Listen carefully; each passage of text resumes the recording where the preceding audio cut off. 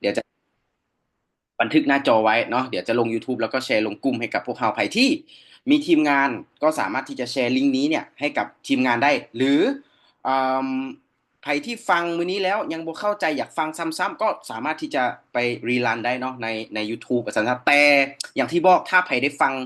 สดๆแบบนี้เนี่ยคือทุกคนจะได้เข้าใจแบบเต็มเม็ดเต็มหน่วยแล้วก็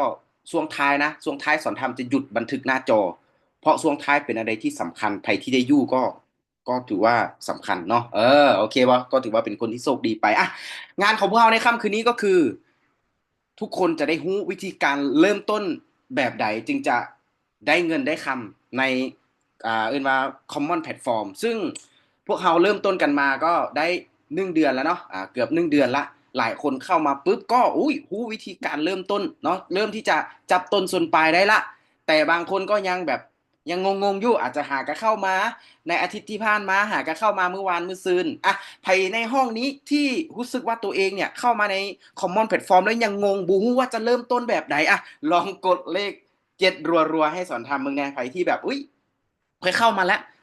เห็นมู่บอกว่าอุ๊แพลตฟอร์มนี้ได้เงินดีรายได้โอเคแต่เข้ามาแล้วยังงงๆบูว่าจะต้องเริ่มต้นแบบใดจึงจะมีรายได้ค่อยเข้ามาเนี่ยค่อยตั้งใจอยากมีรายได้อยากมีเงินมีคำเพิ่มอีก1 ช่องทางอยากเฮ็ดแพลตฟอร์มนี้เป็นงานประจำเลยแต่หากก็เข้ามายังบ่ฮู้ว่าจะเริ่มต้นแบบใดยังยึกยึกยักยักยังอ้ำอยู่บ่ฮู้ว่าจะต้องเฮ็ดจังใดเนาะกดเลขเจ็ดมาโอ้เลขเจ็ดเต็มเลยแสดงว่าถ้าไผที่ตั้งใจฟังนะย้ำนะถ้าไผที่ตั้งใจฟังแล้วเอาเรื่องราวที่สอนทำจะบอกในมือนี้นะแล้วไปลงมือเฮ็ดทันทีเลยอ่ะคนนั้นประสบความสำเร็จแน่นอนการันตีได้เลย แต่ถ้าฟังจบแล้วโบเฮ็ดเนี่ยอันนี้บทสอนทำโบการันตีนะโบการันตีแน่นอนนะเรื่องนี้โอเคทีนี้มือเช้านี้เนาะก็เอินว่าสอนทำเนี่ยก็ได้เอินว่าเห็นหลายคนเนาะเอาเอินว่าแคปรายได้ของตัวเองลงกลุ่มว่าซั่นซะพวกเขาก็คนที่เข้ามาเป็นสมาชิกก็จะมีกลุ่มเนาะกลุ่มก็จะไว้สื่อสารเกี่ยวกับเรื่อง common platform เนี่ยหลายคนก็โอ้โหแคปรายได้ของตัวเองเนี่ยก็2,000 กว่าบาทก็มีอ่า อย่างสอนทำเนี่ยมือนี้นะมือนี้นะก็คือเงินโชว์เนี่ยก็คือ2,813 บาทก็เกือบ2 ล้านกีบในมือนี้เนาะเฉพาะมือนี้นะแล้วก็อย่างคำอาเองเนาะคำอาเองก็2,000 กว่าวันคำก็โอ้เข้าบัญชีหลายเลยแล้วก็กำลังจะเข้าก็มีอีกเนาะหลายคนมีรายได้เนาะหลายคนมีรายได้บอกว่าจะเป็นน้องแก้วเสียงหวานเนี่ยมือนี้ก็ได้400,000ปลายอ่า พันคำเมื่อวานนี้ก็เข้าไป3,311 บาทแล้วก็กำลังจะเข้าอีก800 กว่าบาททุกคนก็คือเงินมันจะโชว์ในระบบแล้วก็ลิงก์เข้าบัญชีธนาคารการค้าของพวกเราเข้าไปเป็นเงินบาทให้กับเราเนาะ1,000 บาทก็600,000เกือบ700,000นะปัจจุบันน้องหนูจรก็โชว์ในระบบกำลังจะลิงก์เข้าบัญชีก็คืออยู่ที่3,259 บาทนี่เห็นบ่บางคนก็มีเงินเข้าบัญชีแบบนี้เลยเห็นบ่ทุกคนโอนจากเจ้าของแพลตฟอร์มเนาะคุณกิตศิวโรมเนาะ จากคอมมอนแบบนี้เลยเงินเข้าแบบนี้เลยทุกคนเมื่อเช้าเนี่ยหลายคนแบบมีรายได้เนาะหลายคนก็ลงรายได้ของตัวเองโอ้โหแบบคือแต่ละคนที่ลงรายได้เนี่ยก็มีคนทักหามีทีมงานทักหาก็มีว่าโอ้ไอ้ต้องเฮ็ดจังใดน้องต้องเฮ็ดจังใดน้องต้องแบบเริ่มต้นจังใดจึงจะมีรายได้แบบนี้ถือว่าเดือดแฮงอ่ะมื้อเช้านี่ถ้าเป็นหม้อที่ต้มน้ำก็น้ำกำลังแบบอยู่ร้อยอุณหภูมิร้อยอ่ะลุกในนี้เลยหลายคนให้ความสนใจอยากรู้วิธีการเริ่มต้น นั่นก็เลยแสดงว่าเอ้ยหลายคนเข้ามาแล้วยังบ่ฮู้ว่าจะต้องเริ่มต้นแบบใดฉะนั้นมื้อนี้สอนธรรมก็เลยเอิ้นมาสรุปเนาะว่าเอ้ยวิธีการเริ่มต้นที่จะเฮ็ดให้เรามีรายได้เนี่ยมันต้องเฮ็ดจังใด1 2 3 4เอามาให้ทุกคนเป็นเหมือนแผนที่เลยสเต็ป1 2 3แต่ก่อนที่จะไปเบิ่งว่าเอ้ยการเริ่มต้นเหล่านั้นเนี่ยมันต้องเฮ็ดจังใดเดี๋ยวมื้อนี้มีเอิ้นว่าคนที่เฮ็ดเนาะแล้วก็มีรายได้คนที่เอารูปรายได้ลงกลุ่มมื้อเช้านี่แหละเขาจะมาแบ่งปันให้เราฟังคร่าวๆว่าเขาเจ้าเฮ็ดแบบใดเขาเจ้าจึงมีรายได้เดี๋ยวสอนธรรมจะรวบรวมในสิ่งที่เขาแบ่งปันมาสรุปให้กับทุกคนฟังเป็นข้อเป็นข้อเป็นข้อว่าเขาเจ้าเฮ็ดแบบใดโอเคบ่ทุกคนถ้าโอเคกดเลข8รัวๆๆๆมาให้สอนธรรมแน่โอ้ตอนนี้94คนเนาะเหลืออีก6ที่นั่งนะ6ที่นั่งไผมีทีมงานไปตามทีมงานมาเดี๋ยวจะได้บอกที่เดียวเลยแล้วก็ฟังจบแล้วปุ๊บก็ โอ้โหได้วิธีการมาละวิชานี้นะอย่างสมมุตินะทุกคนนะสมมุติว่าเรื่องนี้เด้อสมมุติว่ามื้อนี้เฮาเฮามีเป้าหมายอยากที่จะเฮ็ดร้านอาหารสมมุติว่าแล้วเฮามีเป้าหมายอยากที่จะเปิดร้านขายเสื้อผ้าเฮามีเป้าหมายที่จะ เปิดร้านขายเครื่องสำอางทีนี้เราก็เดินทางจากบ้านไปแล้วก็ไปเห็นร้านเนี่ยโคตรแบบขายดีขายปังโอ้โหลูกค้าเรียนกันเข้าเป็นแถวเป็นต่อแถวกันไปกินอาหารต่อแถวกันไปซื้อเครื่องสำอางต่อแถวกันไปซื้อเสื้อผ้าทุกคนคิดว่าถ้าสมมุติว่าเราเห็นลูกค้าหลายแบบนั้นแล้วเราย่างเข้าไปในร้านแล้วถามเจ้าของร้านว่าเอ้ยเริ่มต้นแบบใดเอ้ยเฮ็ดแบบใดเอ้ยจึงเอิ้นว่าประสบความสำเร็จแบบนี้เอ้ยปรุงอาหารแบบใดคือมีคนเอิ้นว่าติดใจคือมีคนมากินหลายแท้เอิ้นเอ้ยขายเครื่องแบบนี้น้องอยากได้เคล็ดลับว่าเอ้ยน้องจะต้องเฮ็ดจังใดจึงจะมีแบบเอ้ยทุกคนคิดว่าเขาจะบอกเขาบ่อยู่ๆเขาจะเอาสูตรอาหารให้เราบ่ทุกคนคิดว่าเขาจะบอกเขาบ่ไผที่คิดว่าเขาบอกพิมพ์คำว่าบอกมาในไผที่คิดว่าเขาบ่บอกพิมพ์คำว่าบ่บอกมาให้สอนทำแน่เออแน่นอนทุกคนเนาะเขาบ่บอกแน่นอนว่าเขาเจ้าเริ่มต้นแบบไหนเขาเจ้าเฮ็ดแบบไหนแต่มื้อนี้ที่แพลตฟอร์มนะจะบอกให้กับพวกเราท่านแรกเลยที่สอนทำอยากให้มาแบ่งปันว่ามื้อเช้าเนี่ยที่ลงรายได้เนี่ยน้องเขาเจ้าเฮ็ดแบบไหนเนาะขอคนละ1 นาทีนะ1 หา 2 นาทีพอเริ่มต้นที่น้องแก้วเลยน้องแก้วเมื่อวานเนี่ยมื้อเช้าเนี่ยเห็นเอาลง700 กว่าบาทก็400,000เกือบ500,000เซิร์นน้องแก้วเลยเฮ็ดแบบใดคร่าวๆให้หมู่ฟังหน่อยนึงเนาะก็สบายดีทุกคนเด้อสบายดีทุกคนที่อยู่ในห้องซูมนะตอนนี้เนาะก่อนอื่นก็แนะนำตัวให้ทุกคนรู้จักเนาะหรือว่าคนใหม่ที่ยังไม่ทันได้รู้จักแก้วเนาะสำหรับแก้วเองเนี่ยก็คือเป็นคนทางอัตตปือเนาะทางอัตตปือแล้วก็อ่าอยู่เมืองสันไส้เนาะก็พอดีถือว่าเป็นการโชคดีเนาะที่ได้รู้จักแพลตฟอร์มหรือว่าเป็นการโชคดีที่ได้รู้จักกับไอซ์พันคำเนาะแล้วก็ไอซ์ซอนทำเนาะ ถือว่าเป็นโอกาสดีที่สุดเลยคือแก้วเนี่ยตอนเริ่มต้นนะบอกเลยว่าแก้วนี่งงแห้งเนาะแทบจะบ่เข้าใจหยังเลยอันใดที่คือแบบเข้ามาแล้วก็เห็นมันมีรายได้เนาะเห็นมันมีรายได้แล้วก็เข้าแบบงงๆเลยแบบนี้นะเนาะแต่ว่าคือพอพอบ่ฮู้แบบสิฮู้อันใดบ่ฮู้สิเฮ็ดอันใดนะเนาะก็เลยมาปรึกษาเนาะมาปรึกษากับไอ้พันคำไอ้ซอนทำเนาะแล้วเพิ่นก็บอกวิธีเฮ็ดเอาบัดนี้นะพอมาปรึกษาเพิ่นบอกวิธีเฮ็ดเนาะ อันดับแรกเนี่ยมีแต่สมัครก่อนเนาะหลังจากที่สมัครเนี่ยแมน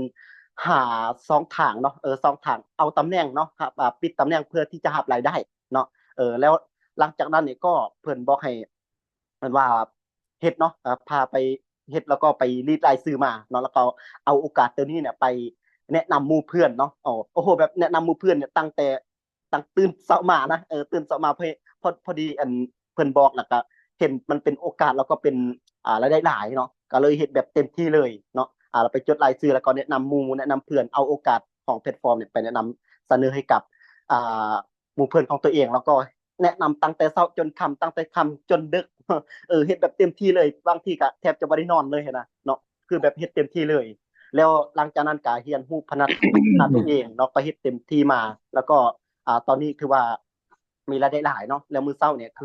อ่า คือมันได้เงินเพิ่มก็อยู่ที่700 ปลาย700 ปลายบาทนะ700 ปลายบาทถ้าเป็นเงินเราก็จะถึงอยู่ประมาณ3-4 แสนเนาะตอนนี้นะเนาะอันนี้คือบรวมทางรายได้ที่ผ่านมาอันนี้แค่ภายในมือเดียวเนาะโอ้แล้วแก้วเชื่อเลยว่าคือบอกเกินอีกการเริ่มต้นของน้องแก้วเนาะที่เข้ามาโดยนั่นแหละเห็นบอกเขาเข้ามาแบบงงๆแม่นบอกเข้ามาแบบงงๆแล้วก็เอ่อพอมาจับจุดได้ว่าเริ่มต้นแบบนี้ก็ใส่เต็มที่แล้วหลังจากนั้นก็ไปแนะนำหมู่แม่นบอกแม่นแล้วก็มีรายได้เข้ามาเนาะ แม่นเอ้ขอบใจน้องแก้วหลายๆเนาะขอบใจน้องแก้วหลายๆข้อเซิร์นเนาะ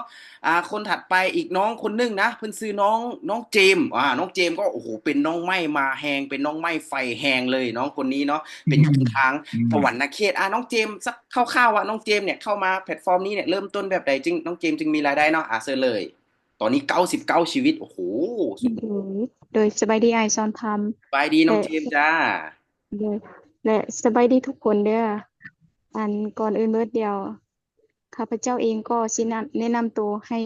ทุกคนรู้จักก่อนอันข้าพเจ้าเองก็ชื่อเจมส์จากบ้านนาพะเนียดเมืองผาปังทองแขวงสะหวรรณเขตและมื้อนี้เจมส์ก็รู้สึกโชคดีหลายที่ได้รู้จักกับแพลตฟอร์มแล้วก็ได้รู้จักกับไอ้แก้วไอ้พันคำแล้วก็ไอ้ซอนทำตอนเจมส์เข้ามาทำอิฐก็ ตอนเจมส์เข้ามาทวิตก็ตอนมาฟังครั้งแรกก็รู้สึกแบบบ่ฮู้หยังเลยบ่เห็นหยังเลยก็รู้สึกแบบงงๆหั้นแหละบ่เข้าใจหยังเลยแต่จะบอกว่าทุกคนเข้ามาแล้วอันเจมส์ก็ถามไอ้แก้วถามไอ พันคำและไอสอนทำเพิ่นค่อยเพิ่นสอนแล้วก็เจมส์ก็เฮ็ดตามนั้นเลย แล้วทำอิฐก็ได้สมัครแล้ว หลังจากสมัครแล้วก็หาทางเลย หาทางปิดตำแหน่งแล้วก็หลังจากนั้นก็เฮ็ดตามไอสอนทำพันคำและไอแก้วบอก แล้วหลังจากนั้นก็ได้ได้เงินได้รายได้เลย ก็มื้อนี้ก็ได้800 บาทเลยทุกคนโคตรหลายคือว่าเจมส์ก็ดีใจแล้วก็ภูมิใจที่เจมส์ก็สามารถเฮ็ดได้ และน้องเจมส์ได้800 กว่าบาทเลยนะมื้อนี้นะให้น้องโดย ฝากถึงหมู่คู่ได้ที่แบบยังงงๆว่าจะต้องเริ่มต้นแบบใดฝากให้กำลังใจหมู่คู่สักหน่อยหนึงเชิญเลยโดยน้องก็ตอนเข้ามาทวิตน้องก็งงคือกัน แต่ทุกคนบ่ต้องห่วงเลย เพราะว่าอันอัปไลน์ของเราหรือว่าผู้นำของเราเพิ่นก็จะบอกเราเลย น้องก็จะถามไอ้แก้ว แล้วก็ไอ้พันคำให้เขาแบบแนะนำให้ว่าเราต้องเฮ็ดแนวใดเขาก็จะสอนให้เบิดเลยบ่ว่าจะในเรื่องการแบบสปอนเซอร์อิหยังต่างๆน้องก็เรียนรู้นำเพิ่นเบิดเลย เขาจะสอนให้หมดเลย ทุกคนขอเพียงแต่เราแบบถามก็เรียนรู้ แล้วก็แต่นานมาเจมก็เรียนรู้แล้วก็พัฒนาตัวเองเลยโอ้โดยโอ้สุดยอดหลายน้องเจมส์เนาะขอบใจน้องเจมส์หลายๆอีกท่านต่อไปเนาะก็คือน้องน้องหนูจรเชิญเลยนี่นะน้องหนูจรมื้อเช้าเนี่ยรายได้โซอยู่ที่3,259 บาทนี่คนนี้นะทุกคนนะเชิญเลยน้องหนูจรอยู่บ่เนาะมาแล้วบ่เข้ามาแล้วบ่น้องหนูจรนี่นะคนนี้นะทุกคนน้องหนูจรมาแล้วบ่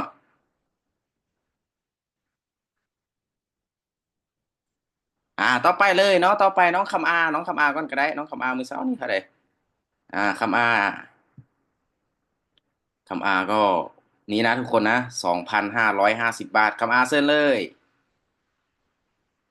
โอ้ตอนนี้100 คนว้าวโอเคสบายดีสวนธรรมเชิญเลยโอเคเนาะก็สำหรับตัวขมาเองเนาะก็อันดับแรกเลยเนาะก็ถิ่นฐานบ้านเกิดขมาก็เป็นคนทางอัตตปือเด้อแต่ว่าปัจจุบันนี้ก็ได้มาอาศัยอยู่ที่อันปากเสเนาะก็ต้องขอบใจทางเอวันคำเนาะแล้วก็ทางอาชวนธรรมเนาะที่ว่าเป็นที่ปรึกษาเนาะแล้วก็เป็นคนแนะนำเนาะว่าต้องเฮ็ดแพลตฟอร์มนี้ว่าต้องเฮ็ดจั่งใดต้องไปแนวใดเนาะแล้วขมาเองก็ถือว่าได้เห็นโอกาสได้เห็นแนวทางในแพลตฟอร์มเนาะ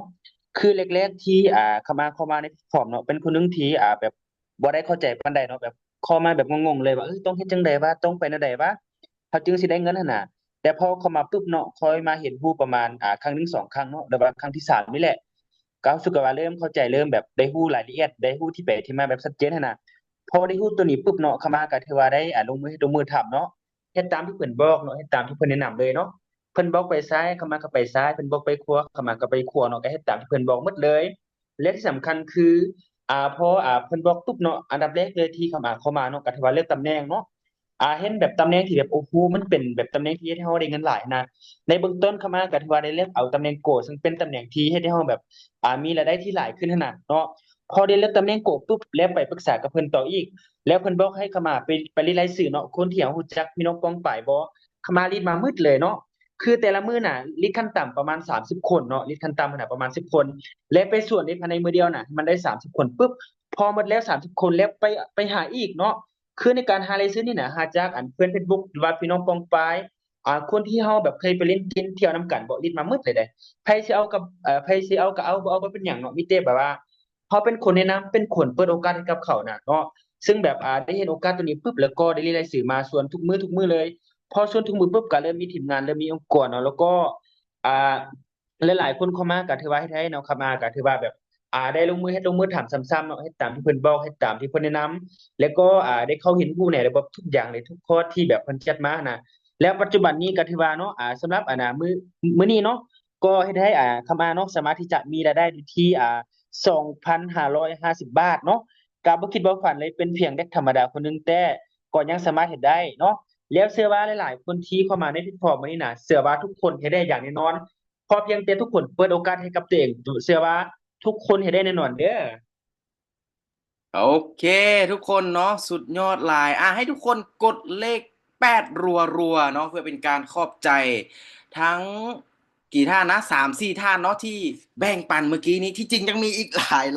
หลายคนเลยแหละเนาะหลายสิบหลายร้อยคนนะถ้าจะเอามาทั้งแพลตฟอร์มเนี่ยมื้อนี้เบิดคืนน่ะ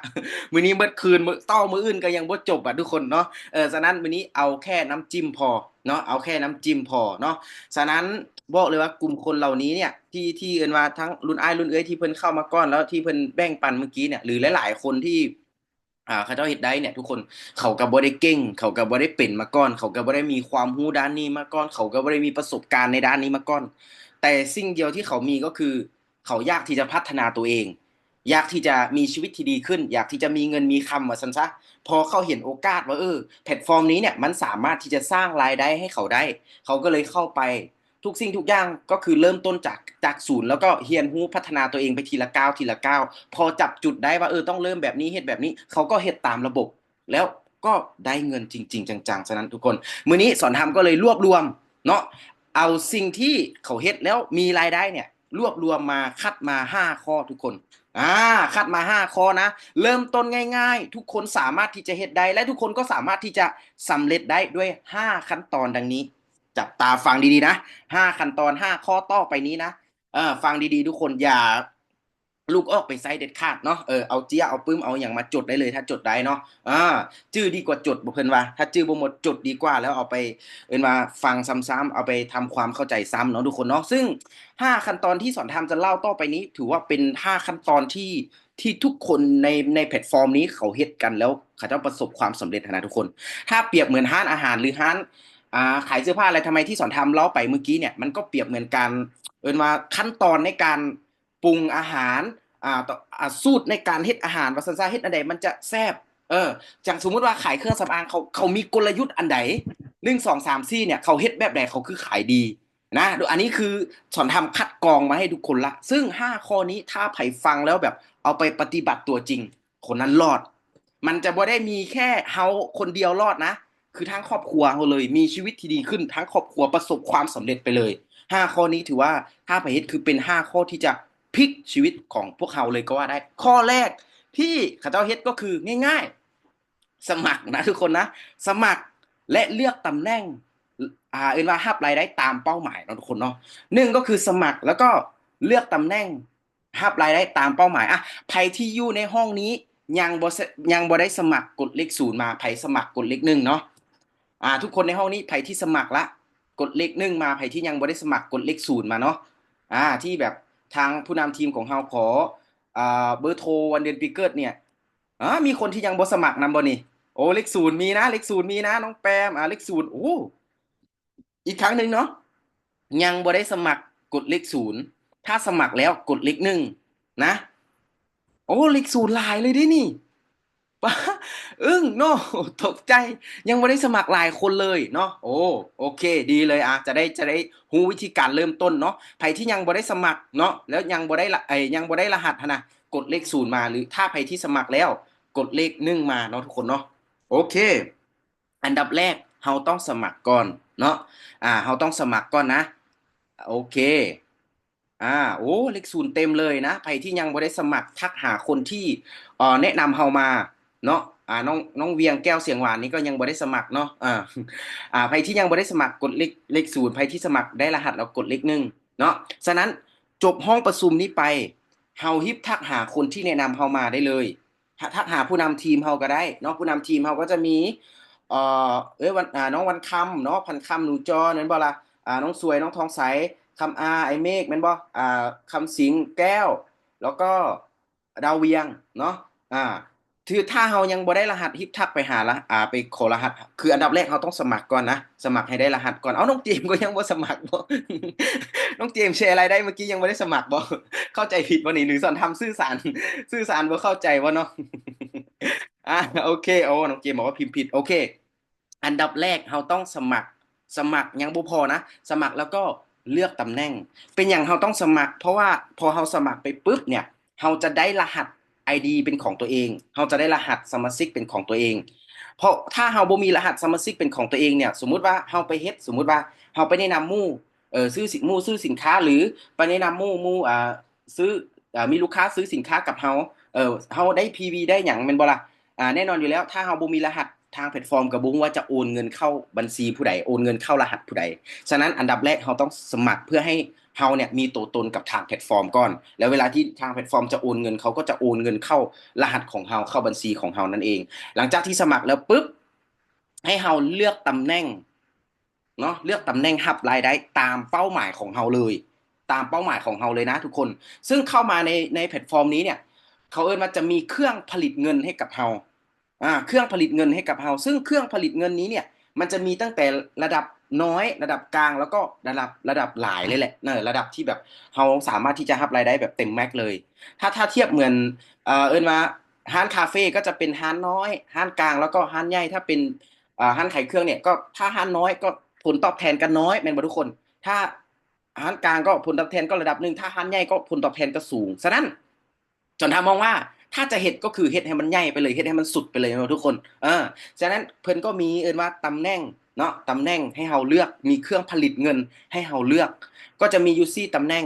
ตำแหน่งแรกเนี่ยเขาจะเอิ้นว่าตำแหน่งบรอนซ์ใส่ชื่อซื่อๆเนาะชื่อบรอนซ์2ก็คือซิลเวอร์3ก็คือโกลด์4ก็คือแพลตินัมทีนี้เรามาเบิ่งว่าแต่ละตำแหน่งเนี่ยมันจะมีผลต่อรายได้ของเราแบบใดถ้าเราเลือกตำแหน่งที่1ตำแหน่งบรอนซ์เนี่ยเราสามารถที่จะรับรายได้เนี่ยสูงสุดต่อวันก็คือแค่ 1,000 บาทเท่านั้นคือสมมุติว่ามื้อนี้เราเลือกตำแหน่งบรอนซ์เรียบร้อยแล้วปั๊บแล้วเราไปเกิดมีการไปแนะนำหมู่ไปแนะนำคนที่เรารู้จักฮักแพงแล้วอยู่มามื้อนึงเนี่ยมันเกิดยอดขึ้นมาคิดเป็นเงินเนี่ยก็คือ 50,000 บาทยกตัวอย่างแต่ถ้าสมมุติว่าเราเลือกตำแหน่งบรอนซ์เราจะได้แค่ 1,000 บาทเท่านั้นทุกคนมันได้แบบนี้นะตำแหน่งที่2ก็คือตำแหน่งซิลเวอร์ตำแหน่งซิลเวอร์ก็คือเราสามารถที่จะรับรายได้สูงสุดต่อวันเนี่ยก็คือ25,000 บาทเนาะ 25,000 บาทต่อวันเลยถ้าเราเลือกตำแหน่งโกเราซื้อกินซื้อใช้สินค้าแค่ 10,000 คะแนนเนาะตัวนี้เราสามารถที่จะรับรายได้อยู่ที่ 50,000 บาทต่อวันแต่ตำแหน่งสุดท้ายก็คือหลายคนที่เข้ามาในคอมมอนเนี่ยบอกว่าเข้ามาในคอมมอนเนี่ยเพื่อที่จะเปลี่ยนแปลงชีวิตเพื่อที่จะมีชีวิตที่ดีขึ้นเข้ามาในคอมมอนก็คือหลายคนเนี่ยสู้ชีวิตอยู่ทางนอกมาหลายละหาเงินหาคำมาเป็นหลากหลายอาชีพมาละแต่ชีวิตการเป็นอยู่เนี่ยยังบ่ตอบโจทย์เนาะบางคนเข้ามาเพื่อที่จะมีชีวิตที่ดีขึ้นเพื่อที่จะเปลี่ยนแปลงฐานะของครอบครัวส่วนหลายจะเลือกแพลตินัมเพราะตัวแพลตินัมเนี่ยเขาสามารถที่จะรับรายได้สูงสุดต่อวันก็คือ 100,000 บาททุกคนฉะนั้นสเต็ปแรกเมื่อกี้ก็คือสมัครเนาะอันนี้คือสมัครแล้วก็เลือกตำแหน่งฉะนั้นเฮาเข้ามาในแพลตฟอร์มนี้เนี่ยก็แล้วแต่เฮาเลยเอาที่เฮาสบายใจเอาที่เฮาสะดวกเอาที่เฮาไหวเอาที่เฮาพร้อมเอาที่เฮาคิดว่าตำแหน่งนี้แหละน่าจะเฮ็ดให้ชีวิตครอบครัวเฮาดีขึ้นตำแหน่งนี้แหละถ้าที่สามารถที่จะเป็นว่าเฮ็ดแล้วสามารถที่จะเลี้ยงพ่อเลี้ยงแม่เฮาได้ฉะนั้นแล้วแต่เฮาเลยทุกคนลองคอมเมนต์มาว่าทุกคนเนี่ยอยากได้ตำแหน่งใดใน Common Platform เพื่อที่จะรับรายได้ต่อวันทุกคนคอมเมนต์มาได้เลยว่าตัวเองอยากอยู่ตำแหน่งใดเนาะทุกคนเนาะคอมเมนต์มาได้เลย TikTok นะอันดับแรกนะอันนี้คือข้อแรกนะที่คนที่เขาเจ้าได้เงินเขาเจ้าเฮ็ดนะข้อแรกก็คือเขาสมัครแล้วก็เลือกตำแหน่งเนาะรับรายได้ตามเป้าหมายเลยทุกคนคอมเมนต์แล้วบ่สอนทำคือบ่เห็นคอมเมนต์หรือเป็นน้ำเน็ตช้าบ่หรือจังใด คอมเมนต์มาเลยเนาะทุกคนเนาะเน็ตสอนทำซะเริ่มมาละเริ่มมาละโอเคนะทุกคนเลือกตำแหน่งทางธุรกิจแล้วแต่เฮาเลยแล้วแต่เฮาสะดวกโกแพลตินัมตำแหน่งที่3ตำแหน่งโกเนาะตำแหน่งที่4ก็คือแพลตินัมเนาะคันคำแพลตินัมสุภาพรตำแหน่งโกเมฆแพลตินัมนะทุกคนนะแล้วแต่เฮาเลยก็คือเฮาอยากตำแหน่งที่2ก็คือตำแหน่งซิลเวอร์เนาะตำแหน่งที่3ก็คือตำแหน่งโกฉะนั้นในเมื่อที่เฮาสมัครเข้ามาแล้วเฮายังบ่ได้เลือกตำแหน่งทางธุรกิจเพื่อรับรายได้เนี่ยให้เฮาไปทักหาคนที่เขาเจ้าเฮ็ดแล้วมีรายได้เลยก็คือผู้นำทีมของพวกเฮานี่แหละว่าน้องเนี่ยอยากว่ามีรายได้50,000หรือ 25,000ตามที่ไอ้สอนถามว่าน้องต้องถ้าเป็นแล้วน้องต้องเฮ็ดจังได๋ต่อเพื่อที่จะมีรายได้เพิ่นก็จะบอกวิธีให้กับเฮาเนาะทีนี้อันนี้คือข้อนึงนะถือว่าเฮามาได้สเต็ปแรกนะสมมุติว่ามื้อนี้เฮาอยู่ปากเซแล้วเฮาจะเดินทางไปเวียงจันทน์ถือว่าเฮาเดินทางจากปากเซไปฮอดสวรรณเขตแล้วนะตอนนี้ข้อที่1ก็คือเหมือนเฮาเดินทางไปสู่ความสำเร็จก็คือเฮาไปฮอดสวรรณเขตแล้วตอนนี้ทีนี้หลังจากที่เฮาเลือกตำแหน่งทางธุรกิจเรียบร้อยแล้วปั๊บคนที่เขาเจ้าได้เงินเขาเจ้าเฮ็ดอันที่2ก็คือเขาจะทำบัญชีรายชื่อเพื่อนัดหมายนั่นเองทุกคนพอเขาเจ้าแบบเลือกตำแหน่งที่จะรับรายได้เลือกเครื่องมือเลือกเครื่องผลิตเงินเรียบร้อยแล้วปั๊บ ให้ได้ไหนเขาจะมีรายได้เข้ามาให้ได้ไหนเขาจะมีเงินเข้ามาตามที่ตำแหน่งบอกไว้อ่ะก็คือซิลเวอร์25,000โก50,000แพท100,000เนี่ยคือเขาจะเฮ็ดคือเขาจะหาทางก็คือต้องทำบัญชีรายชื่อให้ได้ไหนจะมีรายได้ตามตำแหน่งเข้ามาก็คือทำบัญชีรายชื่อนั่นเองเขาก็จะรีดรายชื่อออกมาคนที่เฮาฮู้จักฮักแพงบอกครอบครัวเฮาเออครอบครัวเฮามีไผแน่น่าจะเหมาะพี่น้องของพ่อแม่เฮาลูกพี่น้องของพ่อแม่เฮาหมู่สมัยเรียนหมู่เก่าหมู่ที่เคยเฮ็ดเวียกนำกันแฟนเก่าบอกก็ว่ากันไปเขาจะเขียนรายชื่อออกมาให้ได้หลายที่สุดและหลังจากนั้นเขาจะนัดหมายเขาจะไปจะไปแนะนำเนาะไปแนะนำโอกาสดีๆแบบนี้นี่แหละให้กับคนเหล่านั้นเนี่ยมาฟังโอกาสของ Common Platform ง่ายๆแบบนี้เลยเนาะเหมือนสมมุติว่ามื้อนี้เนี่ยสมมุติว่าพอในการเลือกตำแหน่งเนี่ยก็คือเหมือนเฮาเปิดร้านขายข้าวเปียกนี่ตัวอย่างพอเปิดร้านขายข้าวเปียกปุ๊บ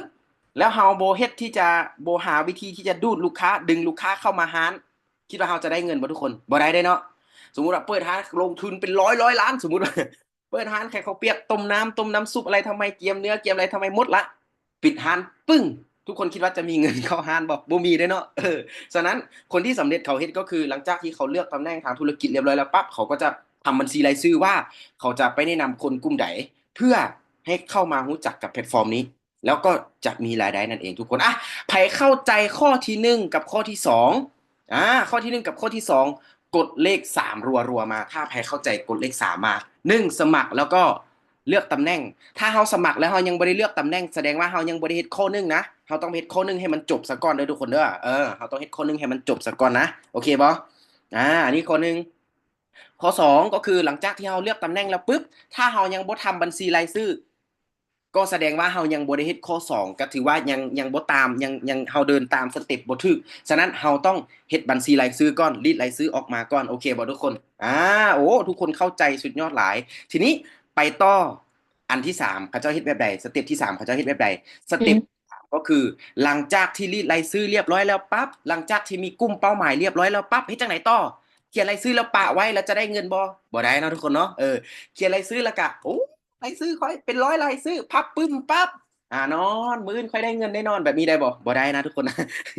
พอเฮาแบบมีกลุ่มเป้าหมายมีรายชื่อเรียบร้อยแล้วปั๊บเฮาต้องเอาเรื่องราวดีๆของแพลตฟอร์มเนี่ยไปนำเสนอเขาเจ้าไปแนะนำเขาเจ้าก็การแนะนำก็จะมี2ช่องทางถ้าสมมุติว่าเฮาไปมาหาสู้กันบ่ได้เฮาไปเจอตัวจริงกันบ่ได้เฮาก็โทรเอาทางออนไลน์เนี่ยโทรเอาเนาะถ้าสมมุติว่าอยู่บ้านเดียวกันไปมาหาสู้กันได้ก็ไปนำเสนอตัวจริงเลยไปเปิดข้อมูลให้กับเจ้าเบิ่งตัวจริงเลยเรื่องราวที่ไปที่มามันเป็นแบบนี้ปึ๊บเราก็นำเสนอเรื่องราวของแพลตฟอร์มตัวนี้ไปทุกคนหลังจากมีรายชื่อแล้วปั๊บคัดรายชื่อมาโอ้10คนนี้นะจะเป็น10คนที่แบบโหเหมาะที่สุดในตอนนี้ก็เอาคัดรายชื่อ10คนอันดับแรกมาแล้วก็เอาข้อมูลเนี่ยไปนำเสนอเขาเจ้าแต่กรณีที่ถ้าสมมุติว่าเราเข้ามาใหม่เนาะเราเข้ามาใหม่แล้วเรายังลมเองบ่เป็นนะเว้าภาษาบ้านเรายังลมเองบ่เป็นเรายังเว้าข้อมูลบ่เป็นจักแพลตฟอร์มยังบ่จักแหละแพลตฟอร์มMMCC ยังบ่จักนี่แหละ CCNA ยังบ่ฮู้เนาะสมมุติว่ายังบ่เข้าใจสมมุติเราเข้ามาใหม่เราก็อาจจะโทรไปหาคนที่แนะนำเรามาอ้ายพันคำคนหล่อเอ้ยวันคำพอดีอันหมู่น้องเราสนใจอยากฟังรายละเอียดเกี่ยวกับCommon Platform รบกวนอ้ายเอ้ยเว้าข้อมูลให้ฟังได้บ่สมมุติว่าเนาะเพิ่นก็จะลมให้เพิ่นก็จะเว้าข้อมูลให้เฮาก็ต่อ3สายมาพอเพิ่นลมให้ปึ๊บเฮาก็ฟังเนาะเฮาก็เก็บเอาทักษะ3-4 ครั้ง5ครั้งแรกเฮาถ้าเฮายังเว้าบ่เป็นเฮาก็ให้เพิ่นช่วยก่อนพอเพิ่นเว้าให้ฟังเรียบร้อยแล้วปั๊บเฮาจับจุดได้ละเฮาเว้าเองได้ละต่อไปเฮาก็ใช้เองได้เลยคือธุรกิจอันใดก็ตามนะถ้าสมมุติว่ามื้อนี้เฮาสามารถเฮ็ดเองได้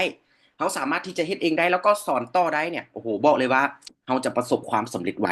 พอเฮาแบบฟังผู้นำเฮาเว้าแล้วปั๊บต่อไปเฮาก็มาเว้าเองพอเฮาเว้าเองได้แล้วปึ๊บฝากMC เนาะปิดไมค์ช่วยสอนถามหน่อยเนาะโอเคพอเฮาลมได้เองแล้วปั๊บเฮามีทีมงานเฮาก็ไปสอนทีมงานของเฮาให้เขาเจ้าแบบเฮ็ดเหมือนกันกับเฮาเนาะทุกคนเนาะ3ข้อแล้วนะ3ข้อแล้วนะข้อ1สมัครแล้วก็เลือกตำแหน่งข้อ2แม่นหยังเมื่อกี้นี้ข้อ2แม่นหยังทำบัญชีรายชื่อเนาะไผที่เฮ็ดข้อ1แล้วยังไผที่สมัครแล้วยังบ่เลือกตำแหน่งก็ถือว่ายังกลับไปเฮ็ดข้อ1ก่อนเนาะข้อ2ก็คือ ทำบัญชีรายชื่อถ้าไผที่เลือกตำแหน่งแล้วเป็นตำแหน่งแล้วยังบ่มีบัญชีรายชื่อแสดงว่าเฮายังบ่เฮ็ดข้อ2เฮาข้ามยุคข้ามยายบ่ได้เฮาต้องเฮ็ดบัญชีรายชื่อก่อนข้อ3ก็คือนำเสนอข้อมูลมีรายชื่อแล้วบ่นำเสนอบ่เอาข้อมูลไปให้เขาเจ้าบ่แนะนำเขาเจ้าก็บ่ได้เนาะเฮาต้องนำเสนอข้อมูลให้เขาเจ้าถ้าเฮาเฮ็ดข้อ3แล้วก็ถือว่าโอเคเนาะมาข้อที่3ละก็คือนำเสนอข้อมูลเอาง่ายๆคือสปอนเซอร์เอาข้อมูลไปให้เขาเจ้าโอเคทุกคนอ่ะข้อ3เข้าใจว่าทุกคนถ้าเข้าใจกดเลขซี่มาแน่กดเลขซี่มาแน่ทุกคนเนาะโอ้หลายคนเข้าบ่ได้ ตอนนี้หลายคนโอ้เดือดแฮงทั้งนอกเดือดแฮงตอนนี้ในกลุ่มเดือดแฮงทุกคนเนาะใครที่ทีมงานเข้าบ่ได้ก็ไปแจ้งว่าอ๋ออันให้สอนทำเพิ่นจะเอาลง YouTube ให้เฮาฟังย้อนหลังได้เด้ออย่างแบบนี้เนาะโอเคน่าเสียดายแทนเนาะแต่มาซะโอเคข้อ3เรียบร้อยนะทุกคนทีนี้ข้อที่4ข้อ4สำคัญนะทุกคนนะนั่นก็คือติดตามเนาะข้อ4ก็คือติดตามนั่นเองทุกคนถ้าสมมุติว่ามื้อนี้เฮาเอิ้นว่าได้ทีมงานมาแล้วเฮานำเสนอข้อมูลมาแล้วเขาเจ้าเข้ามาเป็นทีมงานเฮาแล้วปั๊บเฮาปล่อยปละละเลยได้บ่ทุกคนเฮาเลี้ยงแบบบุฟเฟ่ต์ได้บ่เข้ามาสมัครมาแล้วปุ๊บเรื่องของเจ้าเด้อจะเฮ็ดจังไดก็เฮ็ดสมมุติว่าเนาะเฮาบ่แนะนำวิธีการเริ่มต้นให้กับเจ้าเนี่ยทุกคนคิดว่าได้บ่ได้หรือบ่ได้คอมตอบสอนทำแหน่เฮาปล่อยปละละเลยได้บ่การดาบอกว่าบ่ได้แม่นบ่เออได้หรือบ่ได้ คือคนที่กับเจ้าเข้ามาเนี่ยแน่นอนเขามือใหม่เนาะอาจจะยังเฮ็ดบ่เป็นอาจจะยังบ่เข้าใจฉะนั้นเราต้องติดตามเขาเจ้าเนาะติดตามเขาเจ้าอ๋อเนี่ยน้องเข้ามาใหม่เด้อมื้อแลงเนี่ยมีงานเรียนรู้ได้ไอ้สอนทำจะมาสอนวิธีการเริ่มต้นได้น้องเข้าไปฟังเพิ่นเด้อเพิ่นจะแบบนี้แบบนี้พอฟังจบเรียนจบแล้วปั๊บเราก็โทรติดตามว่าโอ้ได้ฟังไอ้สอนทำสอนมื้อนี้เนี่ยเป็นจังไดเนี่ยเรียนแล้วเข้าใจจังใดบ่หรือบ่เข้าใจข้อใดหรือสมมุติว่าเฮาแบบพาเขาเจ้าเข้ารหัสแล้วสมมุติว่าพาเข้ารหัสแล้วปุ๊บพาเช็คสินค้าแล้วปุ๊บคือแต่ละสเต็ปในการเริ่มต้นเนี่ยเราต้องติดตามพาเขาเจ้าเฮ็ดพาเขาเจ้าไปสมมุติว่าเขาเจ้าสมัครแล้วเอาสินค้าไปแล้วเนี่ยในการใช้สินค้าเราก็ต้องแนะนำว่าต้องใช้แบบใดเนาะฉะนั้นเราเข้ามาแล้วปุ๊บเนี่ย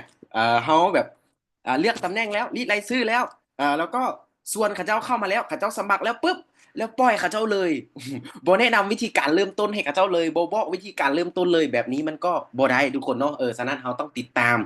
ช่วยกันในช่วงแรกเราช่วยให้กับเจ้าเป็นเราช่วยให้กับเจ้าเฮ็ดเขาเจ้าเฮ็ดเป็นเขาเจ้ามีรายได้เราก็มีรายได้ตามช่วยให้คนอื่นมีรายได้เราก็มีรายได้ตามดีบ่แบบนี้ทุกคนดีหรือบ่ดีถ้าดีพิมพ์คำว่าดีให้สอนทำเลยเนาะอันนี้คือข้อที่สี่นะคือคนที่เขาเจ้าเฮ็ดแล้วได้เงินเขาเจ้าเฮ็ดกันแบบนี้เนาะอันนี้คือข้อที่สี่ข้อที่ห้าถ้าไผที่แบบ เข้าใจว่าข้อที่5เนี่ยก็คือจะมีทีมมีองค์กรที่แบบโอ้โหเติบโตแบบก้าวกระโดดแล้วมีรายได้แบบเสถียรนะทุกคนเนาะอ่าที่จริงนะที่จริง4ข้อที่สอนทำเล่ามาเมื่อกี้เนี่ยก็โอ้โหเป็นคือถ้าไปเข้าใจแล้วไปเฮ็ดนะก็เป็นเศรษฐีได้เลยอะ3 เดือน6 เดือน1 ปีนับจากนี้ทุกคนรายได้มหาศาลละแต่ข้อ5เนี่ยก็เป็นอีกข้อหนึงที่แบบสำคัญถ้าเฮาแบบบ่เอาข้อ5ไปบอกทีมงานนะถ้าเฮาบ่เอาข้อที่5ไปสอนทีมงานต่อนะ เฮาอาจจะแบบได้ระดับหนึ่งเนาะอาจจะได้ระดับหนึ่งแล้วก็ทีมงานเฮาก็อาจจะได้ระดับหนึ่งเนาะฉะนั้นข้อที่5ก็เป็นข้อสำคัญนั่นก็คือสอนระบบให้ทีมงานเป็นอ่าสอนระบบให้ทีมเป็นเนาะบ่ว่าจะเป็นวิธีสั่งซื้อสินค้าวิธีสมัครเนาะวิธีส่งลิงก์สมัครอย่างแบบนี้เราต้องสอนทีมงานเนาะทุกคนเนาะวิธีการเข้าเรียนอย่างมื้อนี้เนี่ยสอนทีมงานเข้าเรียนทีมงานโหลดแอป Zoom บ่ได้เฮาก็สอนวิธีโหลดแอป Zoom เพื่อมาเข้าเรียนแม่นบ่ล่ะทีมงานสั่งซื้อสินค้าบ่ได้เฮาก็สามารถที่เฮาก็ต้องสอนเขาเจ้าเนาะสมัครให้ทีมงานอย่างต่างๆแบบนี้ คือถ้าให้เฮามีทีมงานแล้วสอนทีมงานเรื่องพวกนี้เป็นเนี่ยโอ้โหเขาจะเติบโตแบบก้าวกระโดดเลยเด้อทุกคนเด้ออ่านะอันนี้คือสำคัญสมมุติว่าอย่างสมมุติว่ามื้อนี้เฮาเป็นเจ้าของร้านกาแฟเฮาเป็นเจ้าของร้านกาแฟแล้วเฮาแบบโอ้โหเฮ็ดกาแฟอะไรทำไมเป็นทุกอย่างแต่พอมีพนักงานมีทีมงานเข้ามาปุ๊บแล้วเฮาบ่ไปสอนพนักงานน่ะทุกคนคิดว่าอันใดก็เฮาแม่นบ่แล้วร้านเฮาจะโตบ่ล่ะ ธุรกิจเราจะโตบ่โตเนาะมันก็จะได้ซ้ำแฮงที่เรามีนั่นแหละทุกคนฉะนั้นธุรกิจของเราคือเป็นธุรกิจแห่งการส่งต่อเป็นธุรกิจแห่งการส่งต่อเป็นธุรกิจแห่งการแบ่งปันฉะนั้นเราเข้ามาแล้วปุ๊บเราฮู้อันใดเราสอนทีมงานเลยฮู้1บอก1ฮู้ซื้อแพลตฟอร์มบอกซื้อแพลตฟอร์มฮู้ซื้อผู้นำทีมบอกซื้อผู้นำทีมฮู้วิธีโหลดแอป Zoom บอกวิธีโหลดแอป Zoom ฮู้วิธีสั่งซื้อสินค้าสอนเขาเจ้าสั่งซื้อสินค้าฮู้วิธีสมัครสอนเขาเจ้าสมัคร ให้มันเป็นทุกอย่างเลยทุกคน ฉะนั้นข้อนี้เนี่ยสำคัญนะ สรุปก็คือเด้อทุกคนเด้อสรุปง่ายๆในการเริ่มต้นเพื่อที่จะประสบความสำเร็จในแพลตฟอร์มนี้ง่ายๆแบบนี้เลยทุกคนนะสรุปก็คือหนึ่งนะให้เฮาเนี่ยสมัครก่อนเนาะให้เฮาสมัครแล้วก็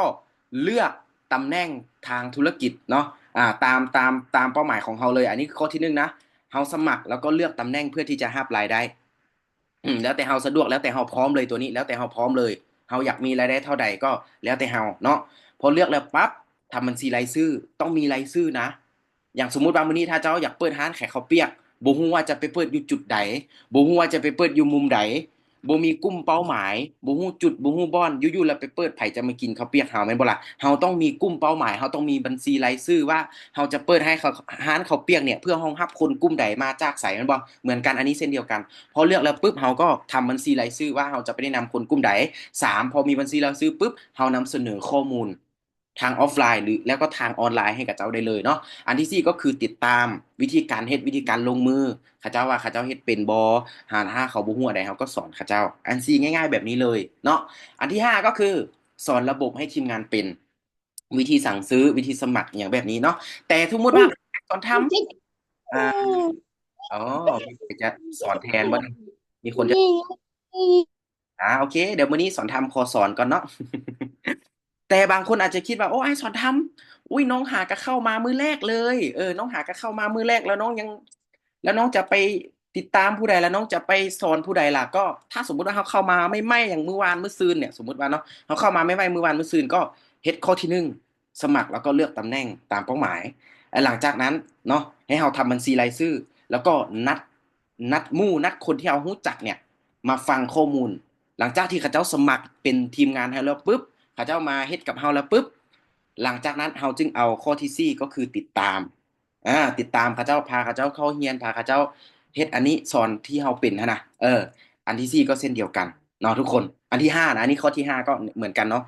หลังจากที่เฮามีทีมมีนั้นแล้วเฮาก็เอาสิ่งที่เฮารู้ไปถ้าเฮายังบ่รู้เด้เฮาก็ถามคนที่แนะนำเฮามาว่าถ้าอยากสร้างสินค้าเองต้องสร้างแบบใดถ้าค่อยมีหมู่อยากสมัครเนี่ยค่อยอยากสมัครเองต้องเฮ็ดแบบใด ถ้าไผ่ที่มีแนวคิดแบบนี้นะสอนทามบอกเลยว่าคนนั้นเนี่ยโตไวจะโตไวกว่าคนอื่นอ่ะจะโตไวแบบ100%อ่ะคือเมื่อก่อนเนี่ยสอนทำแบบนี้นะก็เคยเฮ็ดธุรกิจเนาะก็เข้ามาแรกๆเนี่ยอยากเป็นเรื่องนี้อยากเป็นเรื่องนั้นบ่ได้ท้าให้กับเจ้าสอนนะคือถามอ่ะบ่ฮู้อันไหนคือถามหมดเลยอ่ะบ่มีคำว่าอายบ่มีคำว่าย้านอีกแรกๆก็อายก็ย้านนั่นแหละแต่พอได้ฟังคำหนึงกับเจ้าบอกว่า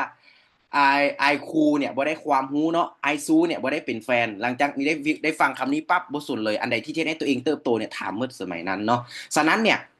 เราต้องรู้ไว้เวลาเรามีทีมงานเขาก็สอนทีมงานไผที่ได้5ข้อวิธีการเริ่มต้นและเข้าใจกฎเลข5รัวๆมากฎเลข5รัวๆมาเลยทุกคน5ข้อนี้นะสอนทำรับรองนะถ้าไผเฮ็ดตามนี้เป๊ะๆๆๆนะ5ข้อนี้นะจังไดทุกคนกับ มีรายได้เป็นกอบเป็นกำอย่างแน่นอนอ่ะมั่นใจอ่ะทุกคนเนาะ100%เพราะว่าอันนี้คือไปรวบรวมมาละเนาะไปรวบรวมมามื้อนั้นก็ได้มีโอกาสไปประเทศไทยก็โอ้โหไปฟังแล้วก็คัดสรรมาแล้วมื้อนี้ได้เห็นหลายคนเอารายได้ลงกลุ่มก็โอ้โหไปสอบถามเพื่อมาคัดกรองแล้วก็บวกกับประสบการณ์ที่ตัวเองเฮ็ดแล้วตัวเองมีรายได้เพื่อมาสอนให้กับทุกคนฉะนั้นทุกคนแค่เฮ็ดตามนี้อ่ะเฮาบ่จำเป็นต้องลองผิดลองถูก เนี่ยเอออ่าใจเย็นๆเนาะเดี๋ยวมื้อหน้าสอนทำให้สอนแทน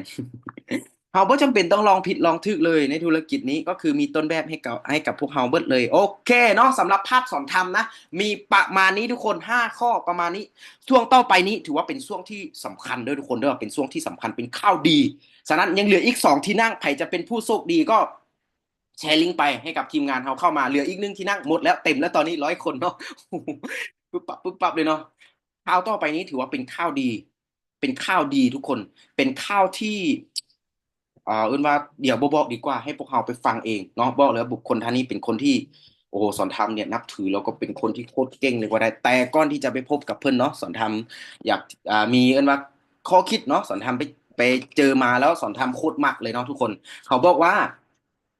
จงลงมือทำทั้งที่ยังบ่พร้อมเนาะภาษาอังกฤษก็ do it even you are not ready เนาะทุกคนเนาะซึ่งข้อนี้เนี่ยเป็นข้อที่สอนธรรมมักแล้วก็มันทัดใจสอนธรรมแฮงเพราะว่าจุดเริ่มต้นของสอนธรรมเนี่ย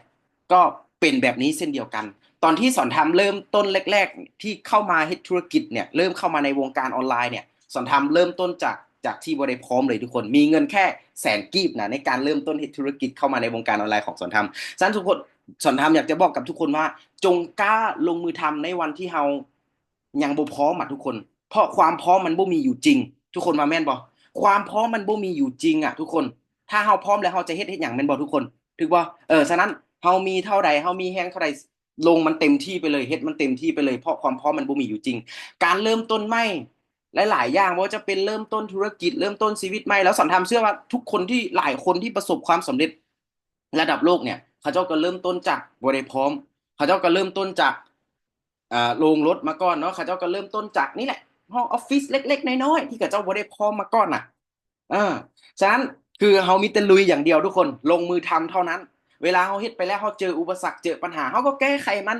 เจอปุ๊บแก้ไขมันไปเรื่อยๆเรื่อยๆแล้วถ้าวันหนึ่งนะเฮาเดินไปไกลอ่ะทุกคนเฮาเดินไปข้างหน้าแล้วเฮาพอย้อนเบิ่งกลับมาเฮาเบิ่งกลับมามื้อแรกที่เฮาเริ่มต้นเนี่ยเฮาจะรู้ได้เลยว่ามันโคตรแตกต่างกันหลายเลยเพราะวันแรกที่เฮาเริ่มโดยที่บ่พร้อมนะแล้วกับวันที่เฮาไปได้ไกลเนี่ยเฮามองกลับมาเนี่ยเฮาจะรู้ว่า